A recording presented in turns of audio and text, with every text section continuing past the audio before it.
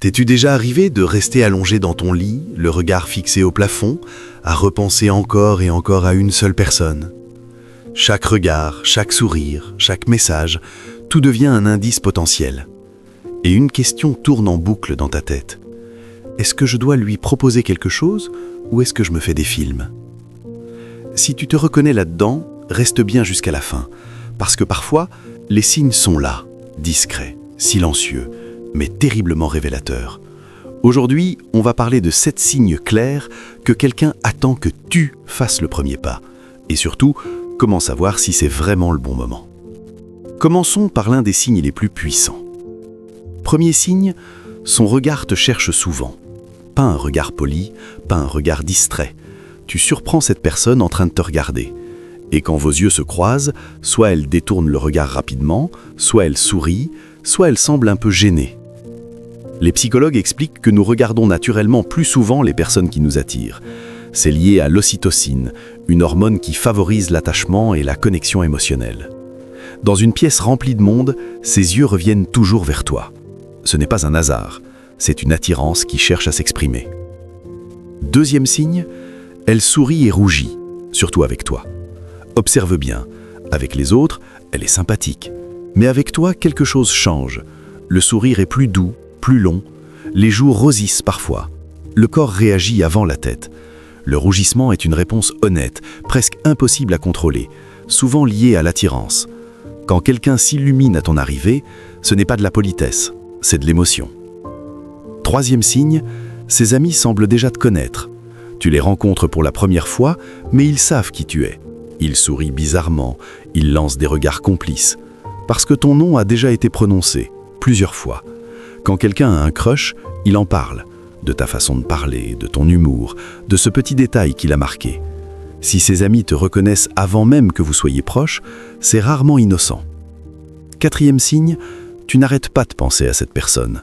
Tu rejoues vos conversations, tu te demandes ce qu'elle fait, si elle pense à toi, et parfois ton cœur s'emballe sans raison apparente. Ce n'est pas de la faiblesse, c'est ton cerveau qui libère de la dopamine et de la noradrénaline, des substances liées à l'attirance. Elles provoquent excitation, euphorie, parfois même une perte d'appétit ou des difficultés à dormir. Quand quelqu'un occupe autant ton esprit, c'est souvent parce qu'un lien est en train de se créer.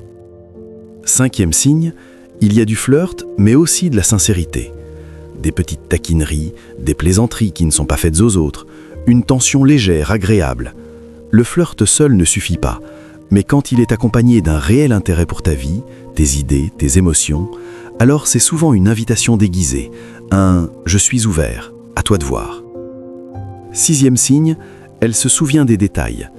Elle n'est peut-être pas démonstrative, pas très tactile, pas très directe, mais elle se rappelle de ce que tu as dit, de ce qui est important pour toi, de cette conversation que tu pensais anodine. On oublie vite ce qui ne compte pas, on se souvient toujours de ce qui touche. Et enfin, septième signe, elle cherche la proximité.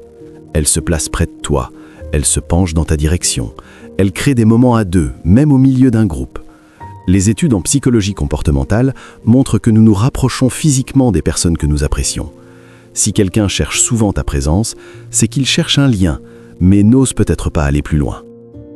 Alors maintenant, la vraie question, dois-tu lui proposer quelque chose ? Si tu te sens bien avec cette personne, si les signes sont là, si l'idée de ne rien faire te laisse un goût amer, alors le plus grand regret n'est peut-être pas d'essayer, mais de ne jamais avoir tenté. Commence simplement. Parle, crée du confort, fais un compliment sincère, regarde-la différemment. Et quand tu te lances, sois clair, appelle ça un rendez-vous, pas une ambiguïté, pas une excuse. Parce que le courage, ce n'est pas l'absence de peur, c'est le choix de se respecter malgré la peur. Pose-toi cette question. Est-ce que je regretterais de ne pas avoir essayé ? Si la réponse est oui, alors peut-être que ce n'est pas un hasard si tu regardes cette vidéo. Dis-nous en commentaire si tu reconnais ces signes ou si tu penses que quelqu'un te les envoie en ce moment. Parfois, le plus beau début d'histoire commence simplement par une question.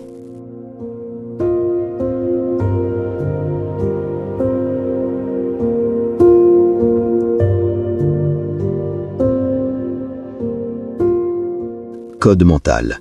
Comprendre avant de changer.